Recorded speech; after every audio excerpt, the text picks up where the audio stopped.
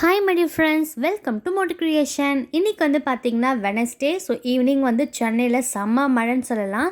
So மழைக்கு வந்து பார்த்திங்கன்னா சுட சுட எதனா சாப்பிட்ணுன்னு ரொம்ப ஆசையாக இருந்துச்சு.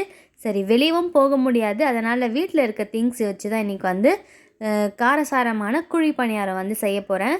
ஸோ அதுக்கு வந்து பார்த்திங்கன்னா கேரட், வெங்காயம், பச்சை மிளகா, கருவேப்பிலை இதெல்லாமே கட் பண்ணி நல்லா வதக்கிக்கணும். ஸோ நல்லா புளிச்ச மாவு வந்து ஒரு கப் ஃபுல் எடுத்து வச்சுருக்கேன். அதில் நம்ம வதக்கி வச்சுருக்க எல்லாத்தையும் போட்டு ஆட் பண்ணி நல்லா மிக்ஸ் பண்ணிக்கோங்க. இப்போ வந்து பார்த்திங்கன்னா அந்த கலக்கி வச்சுருக்க மாவை வந்து பேன் நல்லா ஹீட் ஆன அப்புறம் வந்து நம்ம கொஞ்சம் கொஞ்சமாக வந்து ஊற்றணும். ஸோ கொஞ்சமாக ஊற்றும் போது தான் நம்ம வந்து அதை டேர்ன் பண்ணும்போது அழகாக வந்து ரொட்டேட் ஆகும். இல்லைனா அதிகமாக ஊற்றினா வந்து கொஞ்சம் பெருசாக இருக்க மாதிரி இருக்கும். ஸோ லைட்டாக வந்து ஆயில் வந்து மேலே ஊற்றிக்கோங்க. ஒரு 5 மினிட்ஸ் நல்லா வெந்துட்ட அப்புறம் ஸோ நம்ம வந்து திருப்பி போட்டுக்கலாம். ஸோ அகெயின் கீழே வந்து பார்த்திங்கன்னா நல்லா வேகணும். இப்போ வந்து பார்த்திங்கன்னா ஆக்சுவலாக நான் வந்து இந்த வாழை ஃப்ளேவருக்காக தான் நான் வந்து இதில் போட்டிருக்கேன்.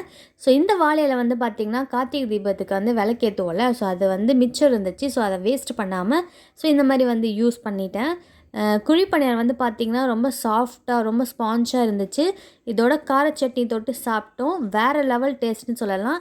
ஓகே ஃப்ரெண்ட்ஸ், இந்த மாதிரி மினி விலாக்லாம் நம்ம சேனலில் பார்க்கணுன்னு நினச்சிங்கன்னா மோட்டி கிரியேஷனை சப்ஸ்கிரைப் பண்ணுங்கள். இந்த வீடியோ பிடிச்சதா லைக் பண்ணுங்கள்.